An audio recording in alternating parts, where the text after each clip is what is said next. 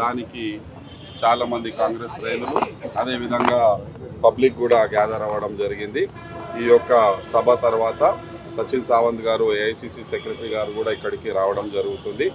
వారి యొక్క సందేశం తర్వాత మేము ఒక చిన్న పాదయాత్ర కూడా ప్లాన్ చేయడం జరిగింది. బస్తీలలో వెళ్ళి ప్యాంప్లెట్స్ పంచి ఏదైతే బీజేపీ ప్రభుత్వం ఈ కొత్త చట్టం తీసుకురావడం జరిగిందో, విబిజీ రామ్జీ చట్టం ఏదైతే తీసుకురావడం జరిగిందో దానికి విరుద్ధంగా ప్యాంప్లెట్స్ పంపిణీ కూడా చేసి ప్రజలకందరికీ అవగాహన కల్పించే ఒక కార్యక్రమం చేయబడుతున్నాము.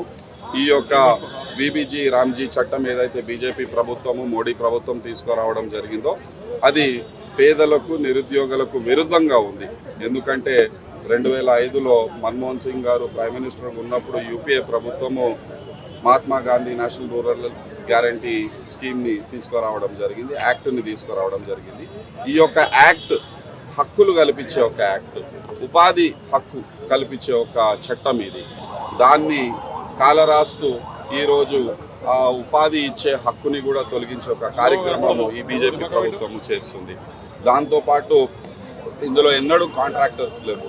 ఈసారి కాంట్రాక్టర్స్ని కూడా కలిపేసి ప్రైవేటు వ్యక్తులకు బెనిఫిట్ చేసేలా యొక్క బీజేపీ ప్రభుత్వము కార్యాచరణ చేస్తుంది. హక్కులని కాలరాసి ఏదైతే బీజేపీ ప్రభుత్వం ఈ కార్యక్రమం చేస్తుందో దానికి విరుద్ధంగా సికింద్రాబాద్ జిల్లాలో అన్ని నియోజకవర్గంలో పెద్ద ఎత్తున మేము నిరసన కార్యక్రమాలు చేపడుతున్నాము. దానికి పెద్ద ఎత్తున మనకు ప్రజలలో కూడా మంచి స్పందన వస్తుందని ఈ సందర్భంగా మీకు తెలియపరుస్తున్నాము. దాంతోపాటు మహాత్మా గాంధీ గారి పేరు కూడా ఈ యొక్క చట్టం నుంచి తొలగించడం జరిగింది. వీళ్ళు ఓన్లీ పేర్లు మారుస్తారు కానీ ఏం డెవలప్మెంట్ ఉండదు. దాంతోపాటు మహాత్మా గాంధీ గారు లోకంలోనే ఎంతో ప్రసిద్ధి చెందిన ఒక నేత. వారిని స్ఫూర్తిగా తీసుకొని చాలామంది పెద్ద నాయకులు నెల్సన్ మండేలా లాంటి వాళ్ళు, మార్టిన్ లూథర్ కింగ్ లాంటి వాళ్ళు వారిని స్ఫూర్తిని తీసుకొని ఎన్నో నిరసన కార్యక్రమాలు చేయడం జరిగింది.